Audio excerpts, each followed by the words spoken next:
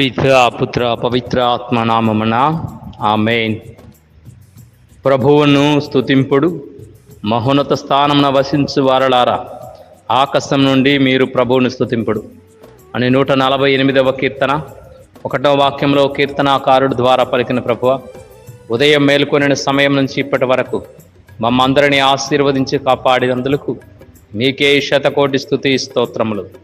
ఈ రాత్రి ఈ సమయంలో కూడా ప్రభువా, మీ దీవెనలతో మా భారమును తొలగించి మంచి విశ్రాంతిని ఇవ్వమని, ప్రమాదాలు మరియు అనారోగ్యంతో బాధపడుతున్న వారికి కూడా చక్కని విశ్రాంతిని ప్రసాదించమని, మీ చిత్తమైతే వేకోజామున మేల్కొని మా జీవితాన్ని కొనసాగించే కృపను దాయిచేయమని ప్రార్థిస్తున్నాము తండ్రి, ఆమేన్.